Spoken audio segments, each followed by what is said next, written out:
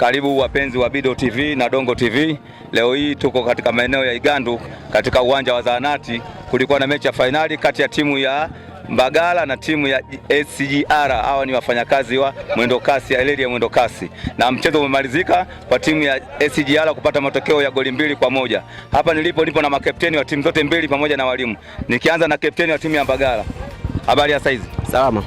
Tukianza kwa majina yako na mchezo umeuonaje? Mimi naitwa James Petro. Mchezo nimeona mzuri, ila tumefungwa. Wenzetu wamejipanga, wametuadhibu. Maana mpira ni mchezo wa kimakosa, ukikosea mwenzako anakuadhibu. Kwa hiyo tumekosea, wametuadhibu.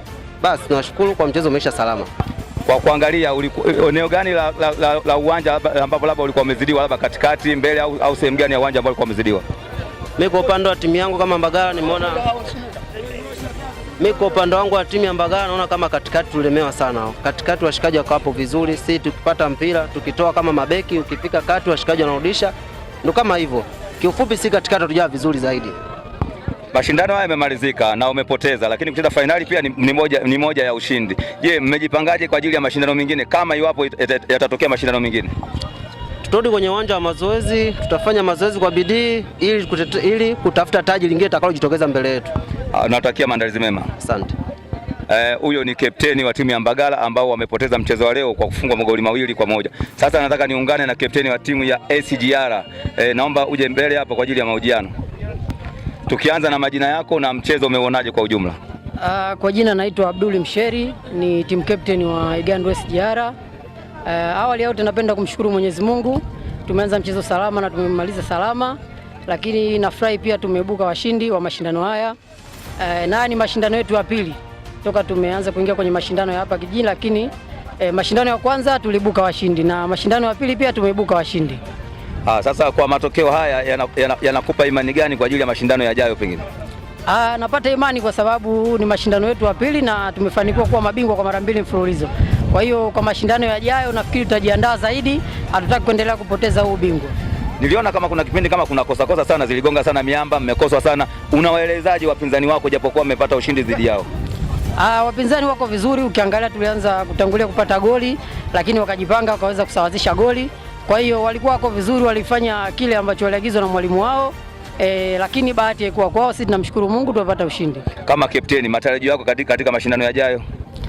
Matarajio yangu tutaendeleza kuwa mabingwa na nitazidi kuwaasa wachezaji wenzangu tuendelee kufuata maelekezo ya mwalimu kuhakikisha kwa tunaendelea kuwa mabingwa. Asante na hongera yako. Asante sana.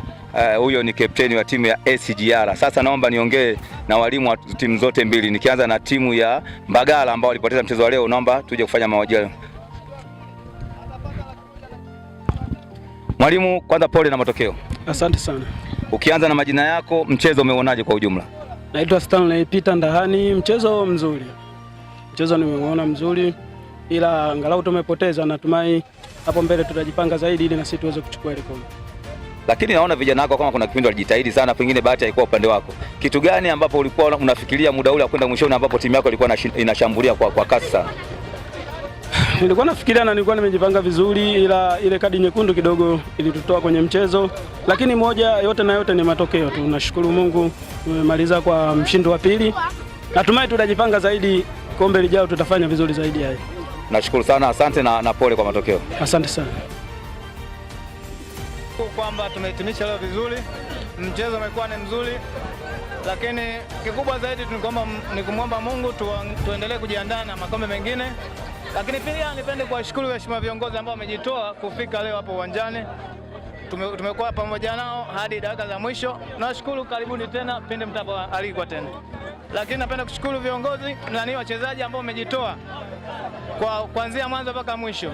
Nadhani najua kwamba mchezo ni ungwana, ni undugu, rafiki. Kwa hiyo mchezo umekwisha, tunahitimisha na tunajiandaa kwa awamu nyingine. Asante sana.